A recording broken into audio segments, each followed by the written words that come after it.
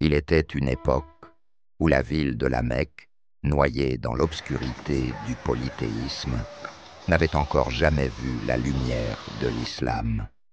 Dans cette ville, au cœur du sanctuaire sacré de la Kaaba, un enfant naquit dans un lieu où personne avant lui n'était jamais venu au monde. C'était un jour béni, un jour qui marqua l'histoire pour toujours. Cet enfant, c'était Ali ibn Abi Talib. Le jeune Ali fut l'un des premiers à croire en la mission du prophète. À seulement 10 ans, alors que les Quraysh rejetaient encore le message de l'islam, Ali se leva et déclara avec force « Ô Muhammad, je serai toujours à tes côtés ». Alors qu'il grandissait, Ali devint le bouclier de l'islam. À Badr, il écrasa les plus redoutables guerriers de Quraysh en l'an 627 de notre ère. La ville de Médine était assiégée. Une coalition massive de tribus arabes, dirigée par les Quraysh, avait juré de détruire les musulmans une fois pour toutes. Dépassé en nom, un compagnon sage et expérimenté du prophète Muhammad suggéra une tactique inspirée des méthodes de guerre perse, creuser un fossé autour de la ville. Le prophète approuva immédiatement. Pendant des jours, les musulmans travaillèrent sous un soleil brûlant. Lorsque l'armée ennemie arriva, elle fut choquée. Leur cavalerie, leur arme la plus redoutable, était inutilisable face à cette barrière. Les Quraysh, frustrés et désespérés, cherchaient un moyen de percer la défense. C'est alors que survint Amr ibn Abd al-Wud, l'un des guerriers les plus redoutés d'Arabie, un homme que l'on disait aussi puissant que 1000 soldats. Monté sur son cheval, il sauta par-dessus le fossé et se tint face à l'armée musulmane. Sa voix tonna à travers le champ de bataille. « Qui ose m'affronter ?» Silence. Les musulmans connaissaient sa réputation. Il avait survécu à des batailles où des armées entières avaient péri. Personne n'osa avancer. Puis, une voix brisa le silence. « Moi, je vais l'affronter. » C'était l'imam Ali, de vie ou de mort. 3 fois, il demanda si un autre guerrier voulait se porter volontaire, et 3 fois, seul Ali répondit présent. Le prophète lui donna alors son propre turban et l'épée légendaire d'Ulfikar, et l'envoya combattre. Amr ricana en voyant son adversaire. « Ali, le fils d'Abu Talib, tu n'es qu'un jeune homme, mais l'imam impassible. Je suis peut-être jeune, mais je ne te crains pas. » Amr chargea en avant, son épée brillant sous le soleil. Mais Ali était plus rapide. Il esquiva, contre-attaqua et frappa avec précision.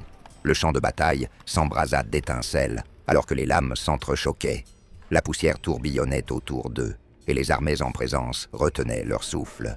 Puis, en un éclair fulgurant, Ali porta un coup fatal. Amr s'effondra au sol. Un instant de silence.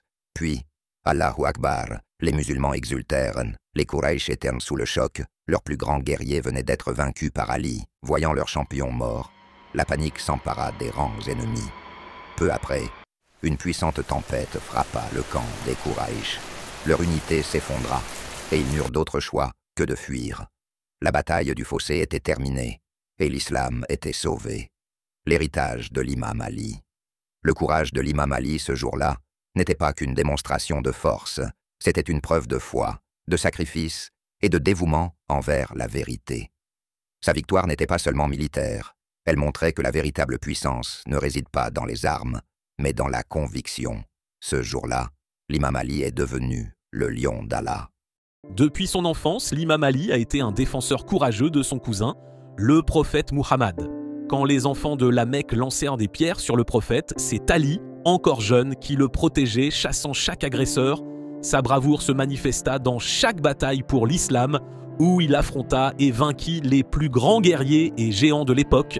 Son engagement inébranlable envers la vérité lui attira de nombreux ennemis, surtout parmi les mounafiques hypocrites et ceux qui rejetaient l'islam. Après la mort du prophète Muhammad, ses forces cherchèrent à se venger de l'imam Ali et de ses descendants, car Ali avait été celui qui, dans chaque bataille, défait les ennemis les plus puissants de l'islam, renforçant ainsi son héritage comme défenseur inébranlable de la foi. Il possède différents titres tels que Abu Turab, père de la poussière, Assad Allah, lion de Dieu, Haïdar, le lion, Yadoullah, la main de Dieu, Waliullah, l'ami de Dieu, Amir al-Mu'minin, commandeur des croyants, Al-Murtada, l'élu, Al-Qarar, celui qui charge à plusieurs reprises, Majarul Ajaïb, l'apparition des merveilles, Wahjullah, la lumière de Dieu, Lisanullah, la langue de Dieu, Einullah, les yeux de Dieu, et bien d'autres. Salman a joué un rôle essentiel dans la défense de Médine lors de la bataille du fossé en conseillant au prophète PSL de creuser un fossé, une stratégie militaire perse. Le prophète le loua et déclara « Salman fait partie de nous, les gens de la maison Ahlul Bayt ».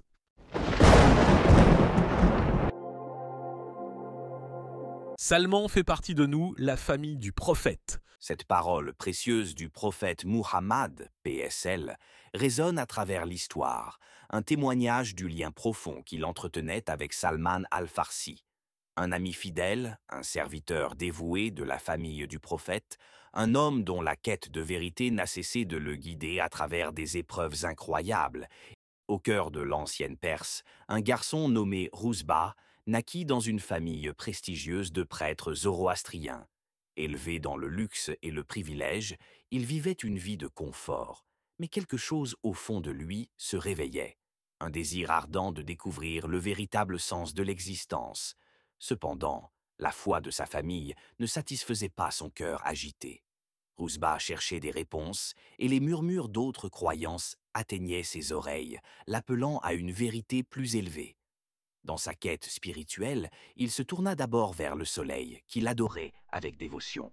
Mais lorsque le soleil se coucha, il se rendit compte que ce ne pouvait être son Dieu. Il se tourna alors vers la lune, espérant y trouver la réponse, mais lorsque la lune disparut également, il comprit que cela ne pouvait être la source divine non plus. Il se tourna alors vers le feu, suivant la religion de sa famille, mais quand le feu s'éteignait chaque jour, il conclut que le feu ne pouvait être son Dieu. Déterminé à découvrir la vérité, Rouzba prit la décision audacieuse de quitter tout ce qu'il connaissait. Il s'échappa secrètement, rejoignant une caravane, déterminé à trouver le chemin menant au Dieu unique, un chemin de lumière et de vérité qu'il savait devoir parcourir pour apaiser son âme. Il voyagea à travers la Syrie, l'Irak et la Palestine, cherchant la sagesse auprès des moines chrétiens. Il embrassa le christianisme, mais son cœur savait que la recherche n'était pas terminée. La promesse d'un prophète final, celui qui le guiderait vers la vérité ultime, le poussait à avancer. Le chemin de Salman ne fut pas facile. Il fut capturé et réduit en esclavage, mais même dans les moments les plus sombres, sa foi ne vacilla jamais. Il attendait les signes qui le mèneraient vers l'homme qu'il avait entendu parler. Lorsque Salman al-Farsi arrive à Médine, après des années de quête, son cœur battait d'espoir et d'appréhension.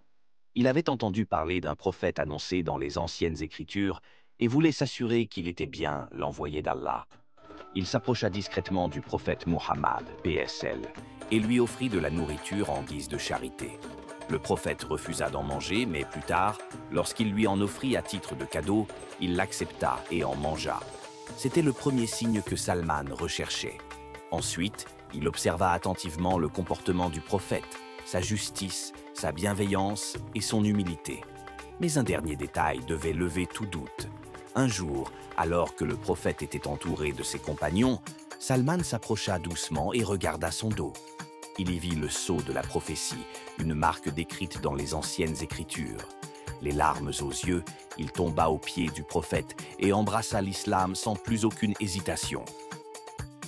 Après des années de voyage et d'épreuves à la recherche de la vérité, Salman al-Farsi trouva enfin son refuge auprès du prophète Muhammad, PSL.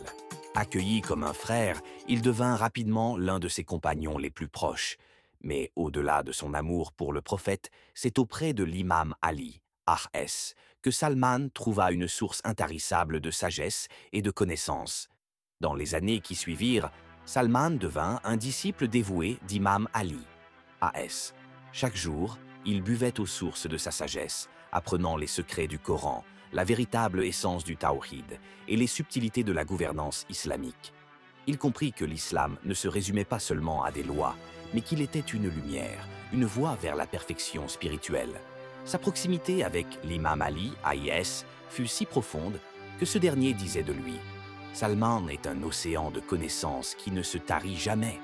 Ainsi s'acheva l'histoire de Salman al-Farsi, l'homme qui avait quitté tout ce qu'il possédait pour chercher Dieu, et qui trouva non seulement la foi, mais aussi une famille spirituelle, qui le considéra comme l'un des leurs, les Ahlul Bayt,